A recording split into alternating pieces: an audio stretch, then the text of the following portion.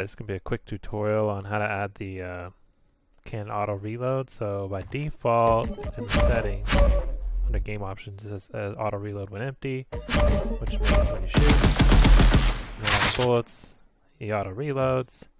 But what you want it to do is say you want it to be false. So that way when you shoot and you run out of bullets, there's no ammo. No matter how many times you try to shoot until you actually press the reload button, then it ain't gonna reload. So to do that, I used to have it connected, but I guess back in the day during an update I must have disconnected it somewhere. So here is the widget here. So what we're gonna do is something simple.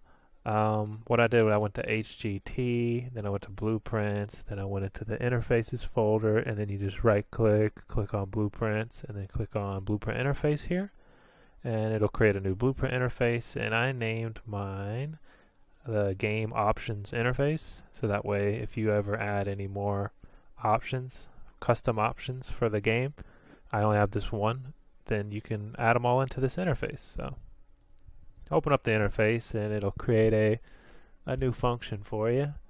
I called my function set game options. So you can name it whatever you want, but I'm calling it set game options. And then down here on the inputs, you add whatever settings you want. So since we only have one right now, I just called it auto reload, set it to a Boolean right here, and that will be it. So then we can go back into HGT characters, base character, third person character, open it up, and just find an empty spot. I did it right beside the primary shoot and fire, but you could do it wherever you want.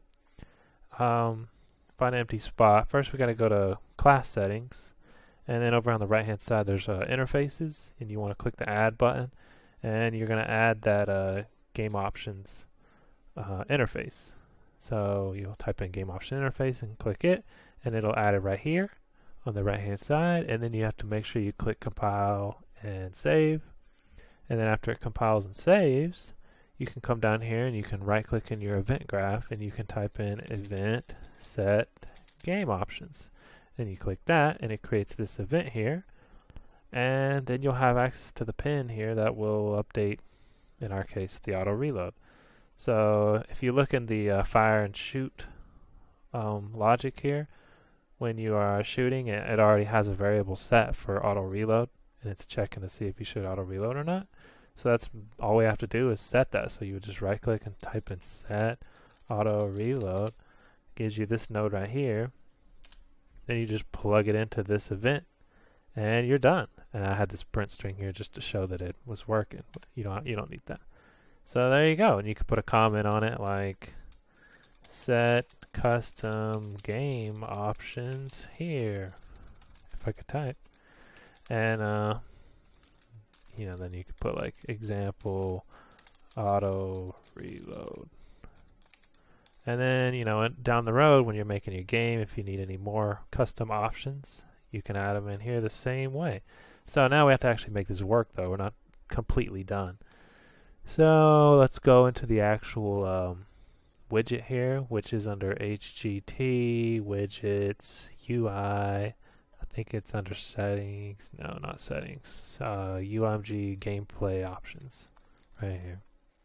Open it up. Here it is. We go to the event graph. Down here it says auto reload checkbox. So what I did is instead of, this is how it looks by default. It looks like this by default. So what we want to do is you just want to add this part probably at the end. So you can come off of the end of this. And actually we don't even have to set this on the game info instance. So you don't need this or this. You could take this little end part here off, connect this up to the end right after you save it to the slot.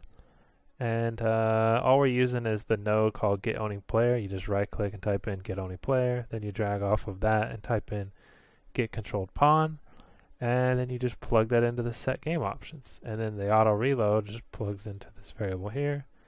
And this will, when you click this checkbox on and off here, this event fires off and will send whatever you clicked, whether true or false, will send that message here to the character right here, which then it gets set, and then you're done.